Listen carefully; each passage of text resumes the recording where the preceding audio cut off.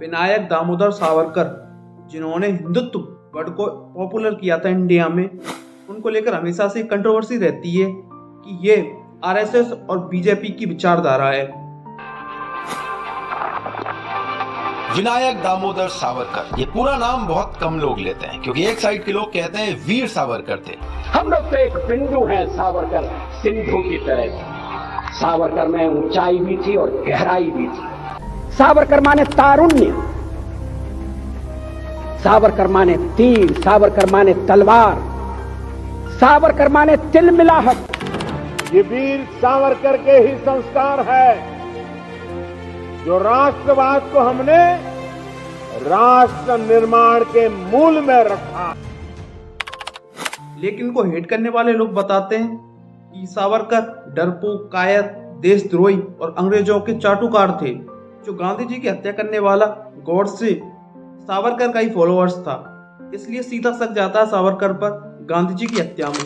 Second चीज, गांधी जी से नाखुश थे शुरू से ही सावरकर। इन दोनों की आइडियोलॉजी अपोजिट थी एक दूसरे के, जिनको लेकर शुरू से कंट्रोवर्सी रही है कि हिंदुओं के बहुत सपोर्टर और मुसलमानों के कट्टर विरोधी थे। क्या वास्तव में ऐसा ही था? इन सब को हम जानने की कोशिश करेंगे इस वीडियो में। रिसेंटली एक मूवी आई है वीर सावरकर के नाम से, जिसमें रणदीप हुड्डा लीड रोल में और डायरेक्टर भी हैं। वो कहते हैं अगर गांधी जी अहिंसावादी आइडियोलॉजी को आगे तक नहीं फैलाते तो भारत 35 साल पहले ही आज़ाद हो जाता। मतलब 1947 से 35 साल पहले, मतलब 1911 में आज़ाद हो जाता भारत। गांधी जी बुरे नहीं थे, लेकिन अगर वो अपनी अहिंसावादी सोच पर अड़े नहीं रहते तो भारत 35 साल पहले ही आज़ाद हो जाता। सोचने वाली बात है कि गांधी जी के ऊपर इस तरह ब्लेम लगाना ठीक है क्या? 1911 में तो गांधी जी भारत आए ही नहीं थे। वो तो 1915 में भारत आए, उसके बाद उन्होंने आंदोलन करने शुरू किए हमारी आज़ादी के लिए। ये सरासर गलत है।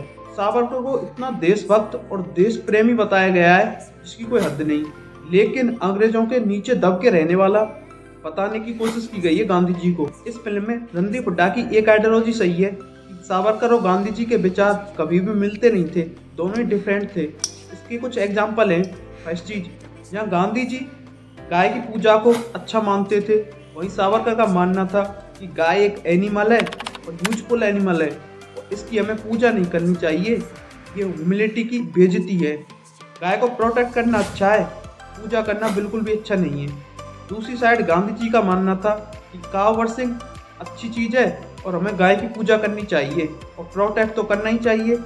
इससे एक बात साफ होती है कि आरएसएस और बीजेपी की विचारधारा में गाय को केवल प्रोटेक्ट करना है, ना कि उसे पूजना। और ये चीज़ हमें देखने को मिलती है कि बीजेपी हमेशा से गाय को प्रोटेक्ट करने की बात करती है, लेकिन बीफ एक्सपोर्ट, इन सब चीज़ों को बंद करने की बात कभी नहीं करती। रिसेंटली इलेक्ट्रल बॉन्ड में खुलासा हुआ है कि 250 करोड़ रुपए इलेक्ट्रल बॉन्ड लिए बीजेपी ने बीफ एक्सपोर्टर से।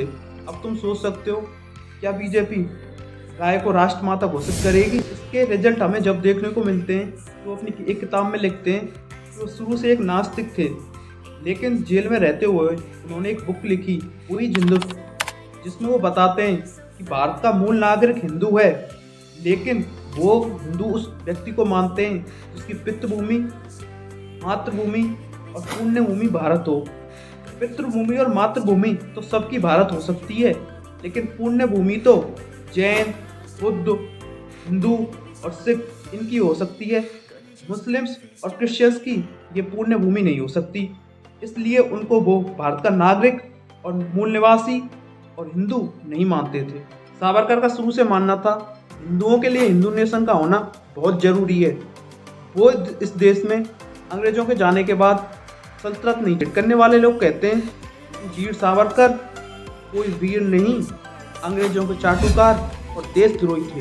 सावरकर की हिंदूवादी सोच को लेकर लोगों का शुरू से ही मानना था कि सावरकर हिंदू और मुसलमान के आधार पर लोगों को लड़ाकर भारत को बांटने का प्रयास कर रहे हैं अंग्रेजों की तरह। लेकिन अम्बेडकर की माने तो सावरकर कभी भी नेशन थ्योरी को सपोर्ट नहीं कर रहे थे। उनका तो यह मानना था कि भारत में मुस्लिम माइनॉरिटी को भी इक्वल राइट्स दिए जाएं, इक्वल प्रोटेक्शन दिया जाए और जो रूल और एंड रेगुलेशंस हिंदुओं पर लागू हों वही मुसलमानों पर भी लागू हों। लेकिन गांधी जी के अगेंस्ट थे सावरकर के विचार कि गांधी जी ने लास्ट में मान लिया था कि भारत को दो भागों में बंट जाना चाहिए क्योंकि रोज लड़ाई दंगे और जंग दंगे फसाद ना हो। 1927 में गांधी जी स्वयं सावरकर के घर गए और उनसे कई घंटे तक बातचीत करी। तब जाकर गांधी जी ने कहा था कि आप अभी भी मेरे फैसलों से संतुष्ट नहीं हो, लेकिन मैं कुछ नए प्रयोग कर रहा हूँ, इसके बाद आप जरूर मेरे फैसलों से संतुष्ट होंगे। तब सावरकर ने कहा था कि आप ये एक्सपेरिमेंट देश की कीमत पर कर रहे हो और ध्यान से करना, क्योंकि इसमें लोगों का हित और अहित दोनों छिपा है। क्योंकि वो देश के विभाजन की बात कर रहे थे उस वक्त, लेकिन सावरकर इसके बिल्कुल अपोजिट थे। वो नहीं मानते थे कि देश का विभाजन किया जाए हिंदू और मुसलमानों के आधार पर। वो तो इक्वल राइट्स चाहते थे सभी के लिए। एक एग्जाम्पल के थ्रू समझते हैं कि सावरकर शुरू से ही देश के विभाजन के खिलाफ थे। माल्य मिंटो एक्ट आया 1906 के समथिंग, तब उसके कानूनी बनाए जा रहे थे और लोगों से राय ली जा रही थी। तब मुस्लिम लीग के अध्यक्ष आगा खान ने इस कानून का सपोर्ट किया था, लेकिन वहीं सावरकर ने इसका पुरजोर विरोध किया था, प्रोटेस्ट किए थे अभिनव भारत सोसाइटी के साथ मिलकर। उनका मानना था कि सावरकर का जन्म 1883 में नासिक के निकट बागुर गांव में हुआ था। इनका मानना था शुरू से कि ब्रिटिशर्स को खदेड़ने के लिए एक क्रांतिकारी संगठन बनाया जाए। इसके लिए इन्होंने 1899 में एक क्रांतिकारी संगठन बनाया जिसका नाम मित्र मेला रखा। इसका एक ही उद्देश्य था कि किसी भी तरह ब्रिटिशर्स को खदेड़कर भारत को आजाद कराना है। लेकिन इस संगठन का नाम 1904 में Abhinav Bharat society, young India society कर दिया। लेकिन सावरकर 1906 में विदेश चले गए। उसके बाद इस संगठन की भागदौड़ इनके भाई गणेश सावरकर ने संभाली, लेकिन इसकी स्थापना और फाउंडेशन में गणेश सावरकर का भी योगदान था। 1905 में इन्होंने बंगाल विभाजन के खिलाफ एक स्वदेशी संगठन बनाया और विदेशी कपड़ों की होली जलाई। इसमें इनका साथ बाल गंगाधर तिलक ने दिया, लेकिन इन्हें कॉलेज से निष्कासित कर दिया अंग्रेजों के द्वारा, क्योंकि अंग्रेजों के खिलाफ आवाज उठाने लग गए थे। इसके बाद 1906 में ये इंग्लैंड चले गए। इंग्लैंड जाने के बाद इन्होंने वहां पर इंडिया हाउस, जो कि श्याम कृष्ण वर्मा चला रहे थे, उसमें रहने लगे। इंग्लैंड के ग्रे कॉलेज में लॉ की पढ़ाई की और वहां पर फ्री इंडिया सोसाइटी को इन्होंने पिस्तौल सप्लाई करी और नासिक कलेक्टर AMT जैक्सन की हत्या करा दी गोली मारकर। इस घटना के बाद अभिनव भारत सोसाइटी के 27 मेंबर्स को अरेस्ट किया, जिसमें सावरकर भी शामिल थे। 1911 तक इन पर केस चला। 1911 में सावरकर को 2 सजाएं मिली 25-25 साल की, जो कि काला पानी की थी। उस समय काला पानी की सजा का मतलब था कि मौत से भी बदतर जिंदगी। तभी तो रणदीप हुड्डा फिल्म में कहते हैं कि माँ ने तो एक बार जन्म दिया था, लेकिन जज साहब ने 2 सजा दे दी। ऊपर वाले ने एक जिंदगी दी थी, जज साहब ने 2 दे दी।